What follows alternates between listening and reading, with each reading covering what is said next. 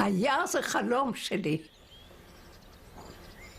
אחרי המלחמה פעם באתי ליער. אני כמעט נשקתי את האדמה. זה הבית שלי, זה הקול שלי, אני אוהבת את היער, שאני רואה את התמונות של היער, אני רועדת. ואת היער, אני אוהבת את הצבע. אני אהבתי את היער בכל עונות השנה. נשמה של איזה משורר שישב שמה ויכתוב. דאבוני אני לא, אבל אני חיית את זה ואני אוהבת את זה.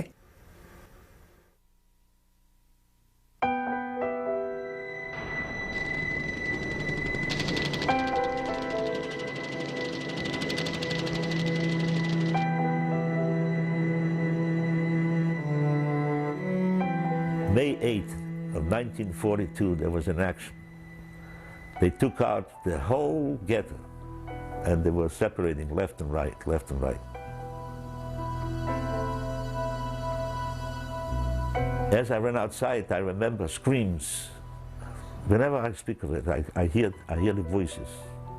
There were screams of women, mothers screaming, God, help me, God, Shema Yisrael, help me, God.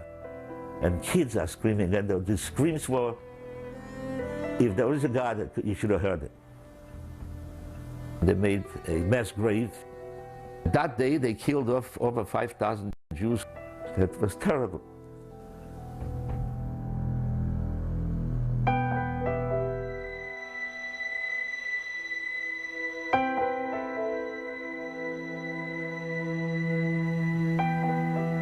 In ghetto, we knew that there is a Tevye Bielski, that he wants young, old, sick, children. He didn't care. As long you are a Jew, you have to come, you have to survive. Just come to me, children, come.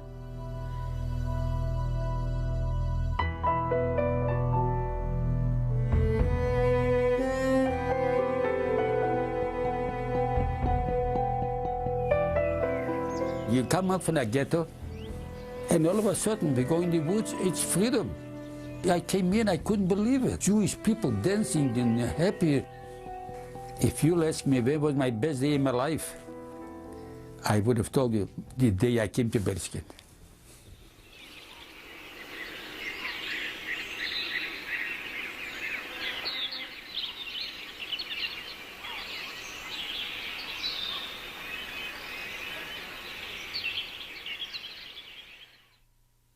Today, 560 miles northwest of Moscow, in the Belarusian village of Stankevich, lie the remains of a once thriving farm. In 1941, this land and the family who tended it gave rise to a remarkable story of Holocaust resistance. That family's name was BIELSKI. Stankevich had about 12 or 13 families. We were the only Jews. We lived in a Gentile world, a Gentile area. And it wasn't so easy, so simple for a Jewish family to be in a Gentile world. Aaron was the youngest of 11 siblings. Anti-Semitism was rampant throughout Belarusia, but from an early age, his older brothers, particularly Sus, Asoil, and Tuvia, learned to defend themselves and developed a fearsome reputation. For miles, for maybe 25, 30 miles away, they were known. Don't start with those fellas because you're gonna lose. The war started the 22nd of June, 1941, and that's actually for my family, for our family, that's when the Holocaust started. The Luftwaffe pummeled key targets in the Soviet Union, which at the time included Western Belarusia. Within days, the BIELSKI's region was occupied by German troops. More vulnerable than ever, Sus and Asoil BIELSKI decided to flee and take refuge in the dense forest surrounding their farm. They knew the forest as well as you know your five fingers.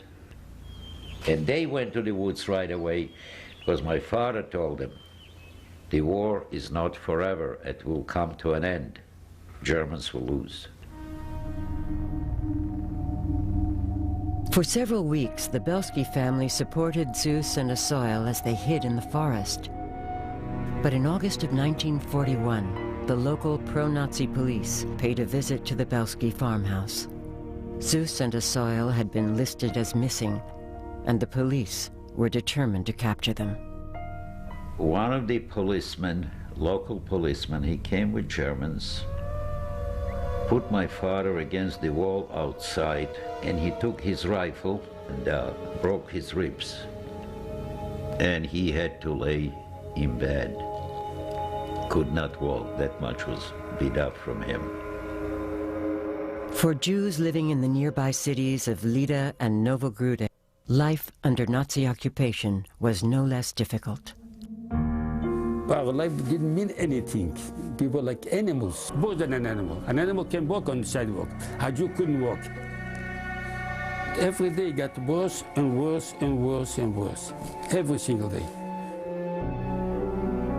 They were typical murderous Nazis. They were playing with their German Shepherd. There's a Jew book. They used to send out the dog to rip him apart or to scare him.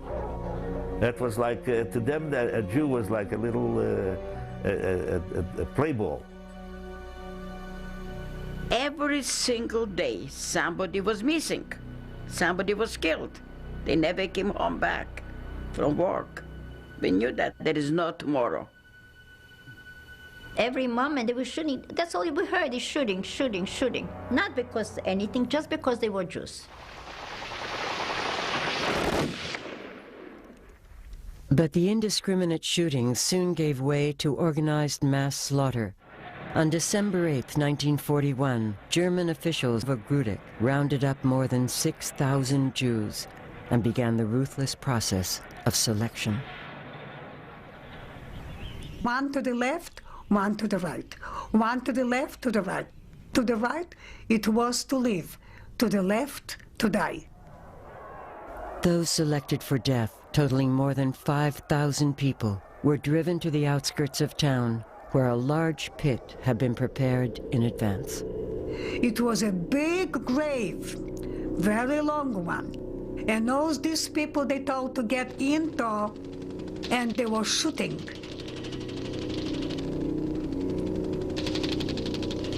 The people that they got the bullet, they were lucky. But the one who didn't had to die, to suffocate, buried alive.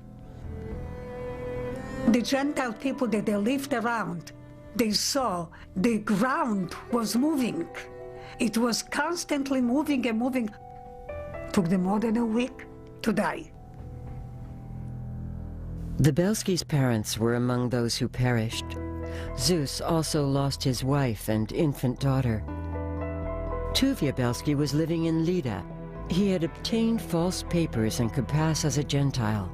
But as conditions worsened, he decided to return to Stankiewicz and search for his brothers. I said to myself, more in the city, I have nothing to do. I'll move to the woods. I will go back where I've been born. There I know the places. From there, we will see, maybe I'll find it somebody. In the winter of 1941, Tuvia trekked home through the forest. Before long, he located his brothers, Zeus and Asoil. So here were the three brothers together.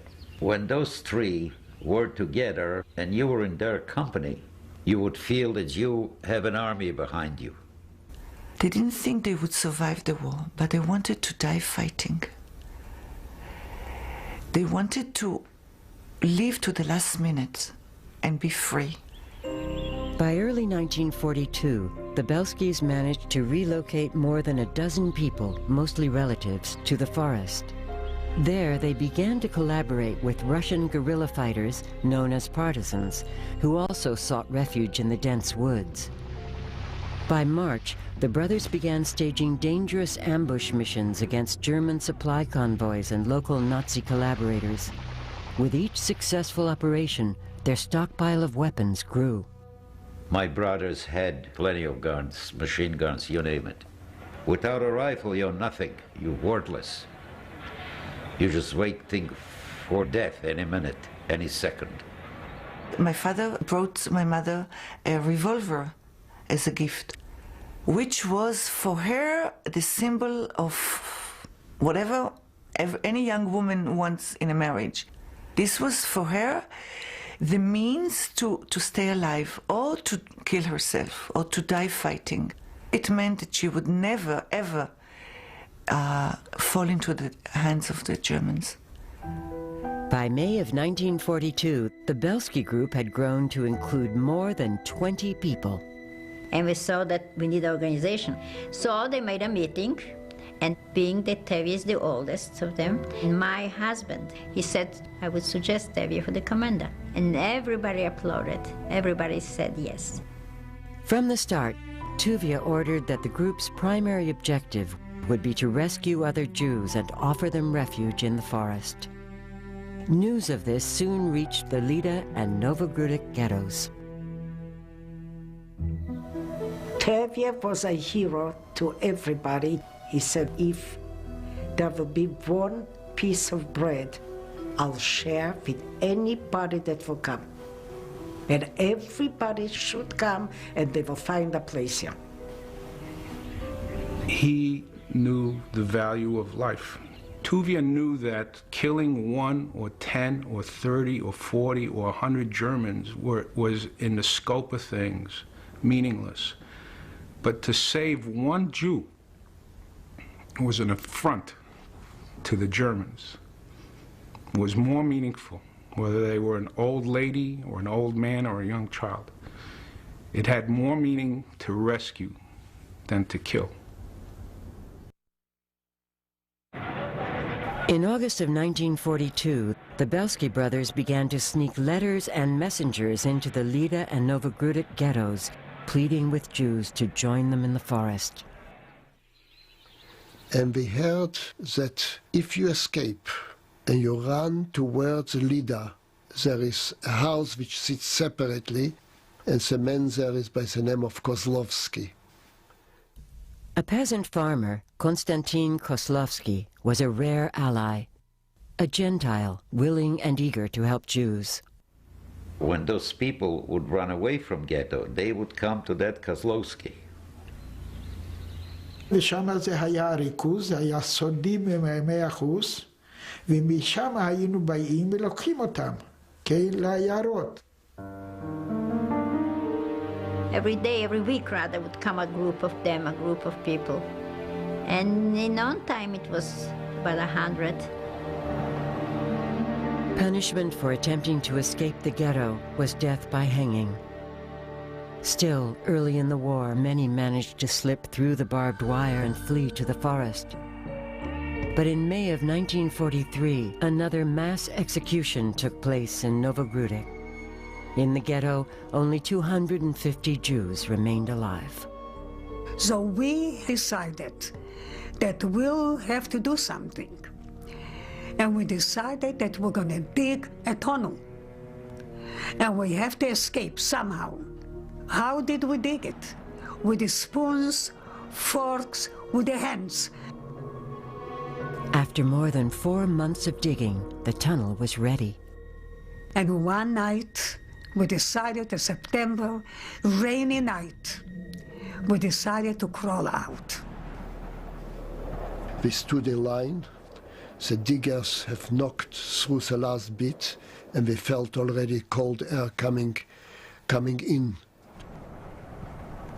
And we all crawled out. We did.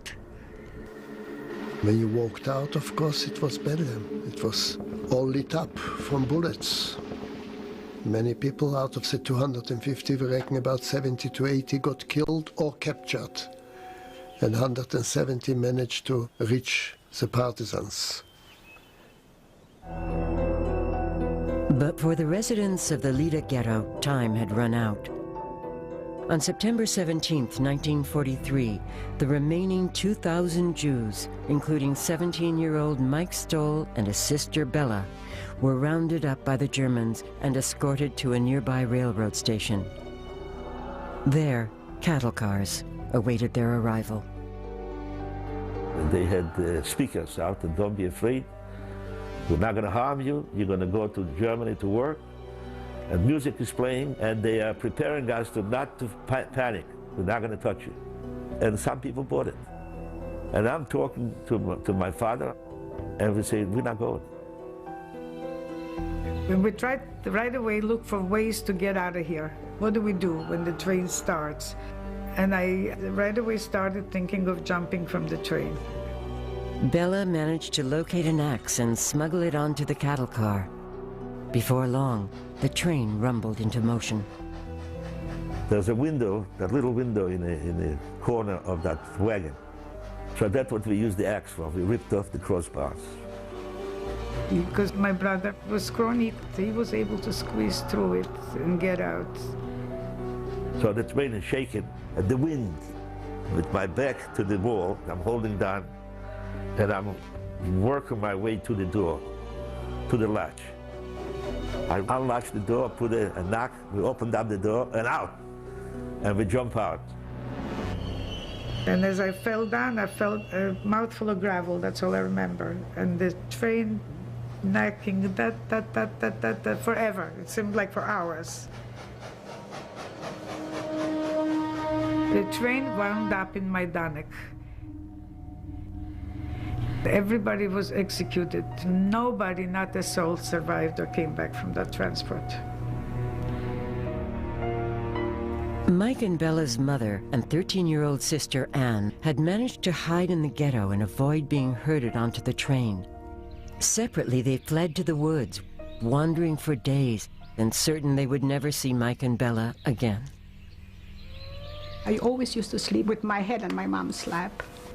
And I got up one morning feeling so good, and I couldn't understand. I raised my head, and from a distance, I saw my sister Bella. So I said right away to myself, oh, that's what I must have had a wonderful dream about her. That's why I feel so good. And the more I stared at her, the more she appeared real. And with that, she noticed that she stumbled over a group of people. She also did not know where she was. And she started to run towards the group, and right away she noticed my mom and myself. And the first words from her mouth were that Mike and Papa is alive. Now we could not believe, like coming from the dead. Once reunited, they met a group of partisans who escorted them to the BIELSKI base. By now, it was a haven to more than 200 Jews seeking refuge from the Nazis. Having escaped from the ghetto in Warsaw, Peretz Shoshati arrived at the BIELSKI base in 1943. More than 50 years later, he began sketching his memories of life in the forest. התחלתי לצייר ב-94. זו הייתה כן, תרפיה עצמית, כן, להשתחרר מהמועקה של המלחמה, של השואה. וזה שחרר אותי לחלוטין. In vivid detail, Shoshati set out to record every aspect of life with the BIELSKIs. And for all the survivors, there is no image more indelible than their first glimpse of the BIELSKI base. The whole camp was to me something as a dream. People on horses, on tall horses, to me they were terribly tall, with machine guns across their chests, giving orders. When I saw Tevye, I was happy. I know that we will live, that we will survive, that everything will be good. Because kind of we were protected by, I don't know what it was, only just looking at him. He looked heroic, very handsome, tall man, carried himself like a leader. He was our king. But still, the war was still raging. We still had no guarantee that we will survive. But we had a chance to fight back. We had a chance to come to a place where you're welcome, and with a purpose. Zeus Bielski was put in charge of gathering intelligence. A soil was appointed second in command to Tuvia. The best we knew the forest was a soil. They all depended on the soil. Anything they had to ask about, is that a good place to go? Is that? It was a soil. He used to lead many of the fighters to blow a train, to blow a bridge. He led some of the very major fighting they had done. Zeus was a little bit different from a soil and a little bit different from Tevye. He was more like a playboy, you would call, in those days. He liked to have a drink and he liked to have a good time. And that was Zeus. You had to have reconnaissance. You had to have someone 25, 30 miles away going into enemy villages and spying when the Nazis were coming, where collaborators were. So that was his role. By late 1942, the Bielski group faced a new enemy, the harsh Belarusian winter. I wore whatever I got out from the ghetto. It was everything torn on me. Shoes, they were torn. Socks torn. I didn't have so much clothes. No, I didn't. You imagine people slept in their clothes. If you had a gun, you slept with a gun. With a gun, you went to the washroom. You know what the washroom was? Between a couple trees. We became animals, that's all. It was very hard, and it was winter. It was so cold. But we were young. And we knew better here than in ghetto or in the concentration camps. We used to sit and talk. What else could you do? Sitting and talking.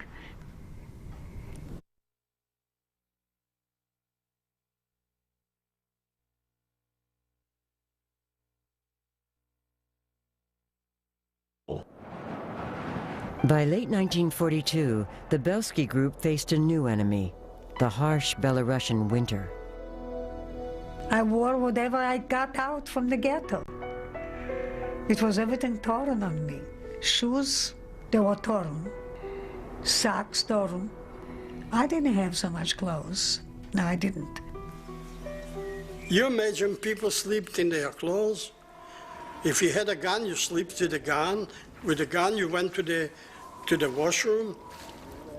You know what the washroom was? Between a couple trees.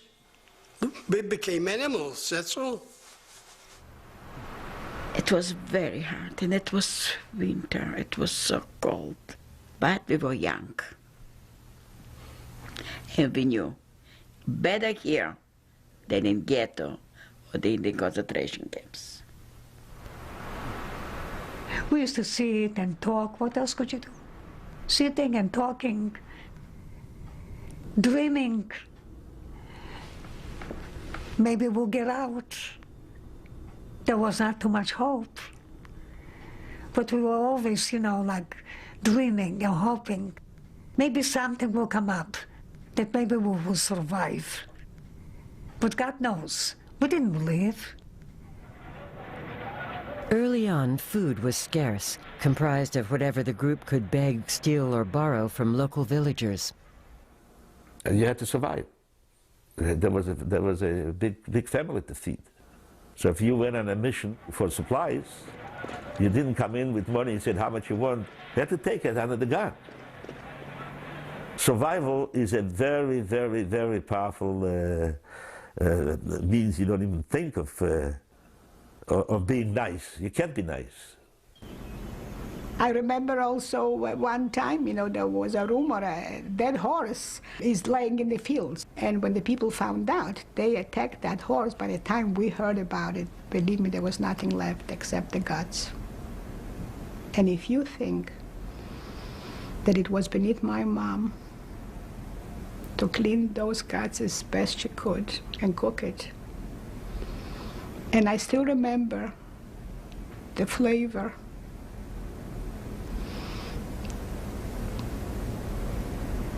That nobody would want to eat. And it wasn't beneath us. We ate it and it was good and we left it off and Just sorry that we didn't come a little earlier to grab a bite of meat. The ability to conjure even the slightest pretense of normal life was to become an essential survival skill. Circumstances had to be created to lift the spirit of the people, because everybody lost somebody. We would get together, sing songs in front of a fire. We used to sing Jewish songs. Um dem Feuer singen wir Lieder, die Nacht ist teuer und wir wären nicht müde. Und wenn der Feuer wird verloschen werden, leicht auf der Himmel die Levone und Stern. That means, shall I translate? We are singing in front of a fire, and we are singing, and we don't get tired because we could go on, because as the fire gets bigger, the spirit gets higher, and we are very happy to be together. Romances in the woods, for many, like Pesach and Leah Friedberg, led to makeshift matrimony. One night we were sitting there and talking, and he says, you know what, look at the sky. The moon is going to be our rabbi, and you see the stars, they're going to be our guests. I said, what are you talking about? I thought he's a little nut. He says, yes, see, the moon is our rabbi. From now on, let's be husband and wife.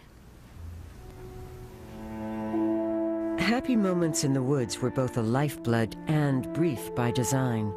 Vigilance was required at all times. The threat of Germans discovering the BIELSKI's forest camp remained very real. We used to go from one place to another like gypsies. We couldn't stay in one place because somehow we were afraid they would track us down or people will tell on us. If you stay too long in one place, it will get to the Germans sooner or later, and they will come and be bad news. And there were villagers that used to point out that the partisans are coming and point it out to the Germans. With those you had to deal with. You had to deal with it. For a Gentile at those days to turn in a Jew or to hurt a Jew, it was a good deed. They were getting paid for it. They were getting paid for it. One such Gentile was a former BIELSKI neighbor by the name of Vatya Kushel. My brother sent about 10 or 15 men, took him out of bed and brought him to the woods. A fellow with the name Gulko, Benny Gulko. He put him on the ground and he cut his head off with an axe. They threw him in the burning bridge and they put on a piece of paper, here is killed and burned Vatya Kushel because he was a collaborator with the Nazis. For a while you're not a human being when it comes to your own survival. And knowing what they've done and the kind of treatment we were getting, I mean, that was nothing of a payback. Nothing was done was enough. In the winter of 1943, 10 members of the BIELSKI Brothers detachment were killed during a food gathering mission when a farmer and his family informed the Nazis of their location. Tuvia ordered retribution. He recruited men for what he called a sacred mission of blood for blood. We wanted revenge to show them our strength, and we took care of this family. אנחנו הקפנו, הקמנו עד להם, עשינו מצור וחיסלנו את כולם. שרפנו את נשארה ממש כן אדמה חרוכה. And that's the way they threw fear on the population. There wasn't a human being in the state of White Russia in those days did not know the BIELSKIs. They wiped out collaborators. They didn't fool around. They sent men and taught that lesson that these things will happen to those that harm Jews or turn them in, that there was a penalty for Jewish blood. By early 1943, the Bielski brothers had more than 300 Jewish refugees under their watch. As the group expanded, concealing their location became increasingly difficult. In mid-February, the Bielskis' worst nightmare became reality. Some guys went out and they want, to bring some food. And then there was a cow. They decided they're going to take a cow, bring a whole cow to the base. And they made a mistake too, because they were carrying the cow and the blood was dripping. And the Germans, they saw the blood and they came to our base where we were. It was messy. ואז על המשמר עמד אופנהיים. הם היו לבושים עם חלוקים לבנים כדי שלא לראות אותם. והם ירו באופנהיים. ואנחנו התפזרנו כולנו בתוך היער, ברחנו לכל הכיוונים. Then we came to a field, machine gun opened up on us. And the bullets were coming so close above my head, I could see the pine needles were dropping over our head. We were running from one place to another. By the time we get it again together, all of us, a lot of people got killed. The Germans destroyed the camp and retreated. The surviving members of the Bielski group relocated to the Butskevich forest, 7 miles west of Novogrudek. The attack and loss only strengthened the brothers' resolve. Armed Bielski fighters under Zus's command and often in collaboration with Russian partisans redoubled their efforts to sabotage the enemy. They were going always in places where they heard that a train is coming. So they used to take the grenades and go and blow up the train. And all the Germans with the ammunitions, with the everything, were destroyed and they ran away. Every mission that we win is 90% suicide. It's miracles every time that you come back. Saul Lapidus was a Jew who belonged to a Russian partisan unit that occupied the same forest territory as the Bielskis. To him, the Bielski unit was indispensable. They knew every tree. Without Bielskis partisans, you couldn't go no place because you would get lost. Soon, the Bielskis and their Russian allies launched what was to become their largest joint venture, an operation known as the War on the Rails. Dozens of Bielski armed fighters traveled more than 40 miles, dismantling railroad tracks and cutting off Germany's supply line to the front. Bielski had for 51 hours stopped the trains going to the front line. And wartime, 51 hours to stop trains over a period of time is an enormous thing. The Nazis offered a reward for Tuvia Bielski's capture, 100,000 marks, dead or alive. Frustrated by the success of the resistance movement, in July of 1943, the Germans began Operation Hermann, a massive effort to liquidate the partisans. 52,000 German troops were dispatched to the forest. The Bielskis were forced to flee deeper into the woods and trek through a treacherous swamp. Imagine at night being tired with the swamp up to your chest, children on your shoulders, and tying yourself to a tree so that you can get some sleep and not drown. בינתיים שם לא רחוק הייתה עמדה של הגרמנים, והם בלי סוף ירו. הם ראו, לא ראו, הם ירו. And the bullets, how they flying over your head from the cannons, like birds. Miraculously, nobody in the Bielski group was killed. When the Nazis finally left the area, the Bielski partisans journeyed 75 miles west of Minsk to a forest known as the Nalabuki Pusha. There, construction began on a permanent. It would come to be known as Jerusalem in the Woods. Having evaded the Nazis for more than 2 years, in the fall of 1943, Tuvia, Sus, and Asoil Bielski, along with the nearly 800 Jews they had rescued so far, began construction on a new base.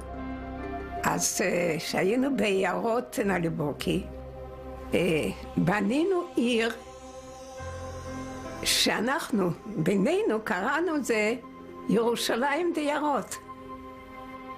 They lived in Zimlankas, in bunkers. They loved it. It was beautiful. They used to decorate it with leaves, fresh leaves, green leaves. Inside there was a little stove always burning. Then you walk inside and there were 20 people on one row and 20 people on the other row. And when we went to sleep, that was if you got up, you had to go to the bathroom outside. You lost your space. You had to wake everybody up, move over. You took away my spot. Even more impressive than the living quarters were the camp's elaborate workshops. Shoemaker, a dressmaker, a jacket maker, fixing rifles, fixing anything. Come in the evening, they'll put on a show for you. The camp also included a doctor and a schoolhouse for children. To help prevent the risk of typhus outbreaks, one bunker was converted into a bathhouse, complete with steam. For those wishing to observe Jewish holidays, a synagogue was constructed. On one such holiday, Raya Kaplinsky, the base's secretary, was summoned to the kitchen by a family friend. אז אני באתי אליה, היא יושבת על יד הגחלים והיא עושה מצות. היא אומרת לי, ראילה, היום זה חג, היום זה פסח. אמנם אנחנו לא יכולים לאכול את המצות כמו שיהודים אוכלים בכל המקומות, אבל לזכר, אני רוצה שתטעמי מצה אחת. אני אגיד לכם, שטעם של המצה הזו, עד היום אני זוכרת. In February of 1944, the Russians requested a group of Bielski men to help clear a landing strip for Russian supply planes. This operation was done by Bielski's partisans. They made a field, they took care of the field. Landing was a little more difficult. I used to drop the supplies by parachute. So at the end, it was very, very well organized. Now they have communication, we have radio, we have everything. And it became an army. We had there more than 35,000 partisans. And everybody knew Terry Bielski. With these supply droppings came news from the outside world. In February of 1943, the last German forces in Stalingrad surrendered to the Red Army. That fall, the Russians recaptured Smolensk and Kiev. ואנחנו ידענו, זה עוד יום, עוד יומיים, אוטוטו אנחנו משתחררים והולכים הביתה. אז אף אחד לא חשב ולא חשד שקבוצות של גרמנים בורחים דרך היער. אז לא היו בכלל, לא התכוננו לשום דבר. On July 9th, 1944, a group of Nazis retreating from the front accidentally stumbled upon the Bielski base. Now, they just walked on that camp like animals, like lions. They didn't even hide. They didn't even bend. They were straight forward and shooting. They were throwing fire like mad. They threw grenades, and they killed one of our guys. He ran out with his guts laying out of him. היה לנו קרב קשה מאוד עם הגרמנים, ואני זוכר את זה טוב מאוד שהבחור ששכב על ידי נהרג, קיבל כדור במצח.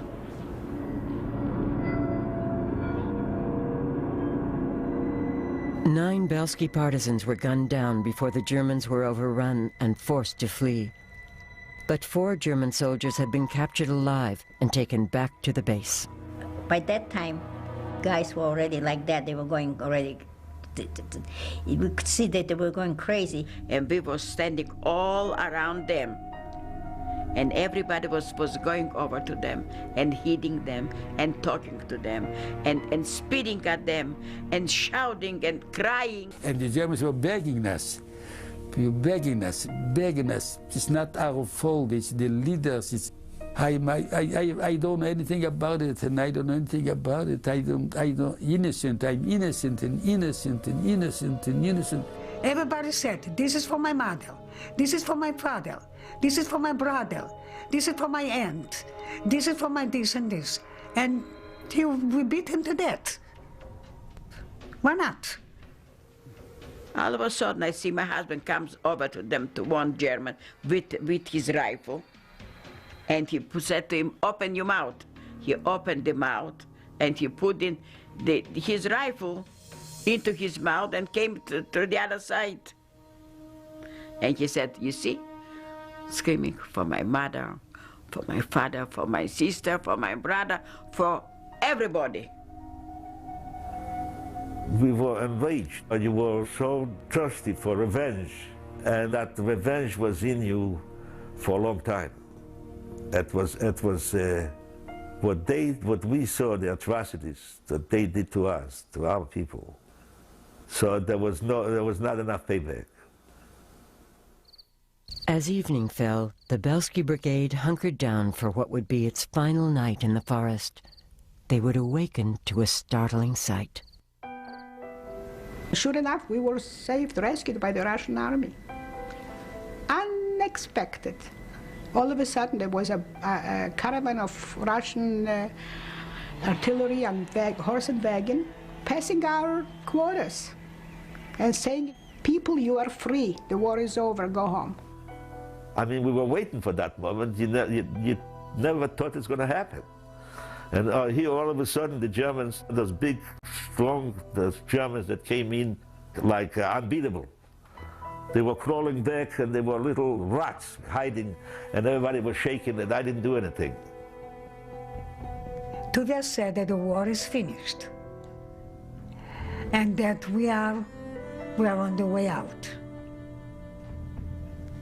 And then we started to walk.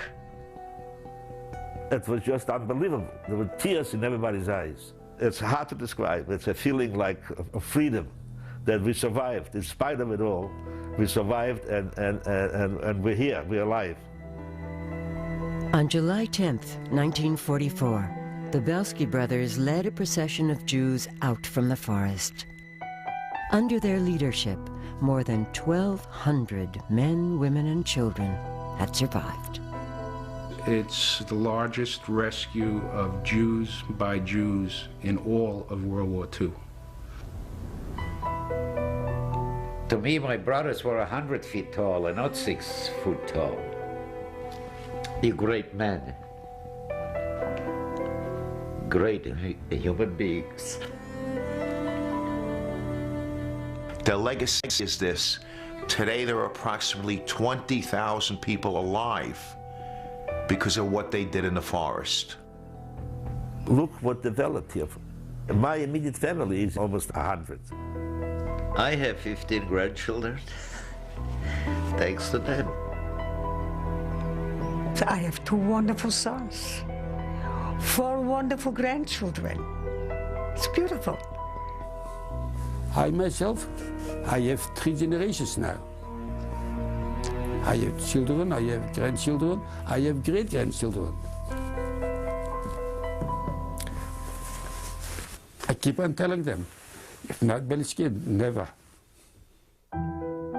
Shortly after leaving the woods, Asael Bielski was drafted into the Red Army.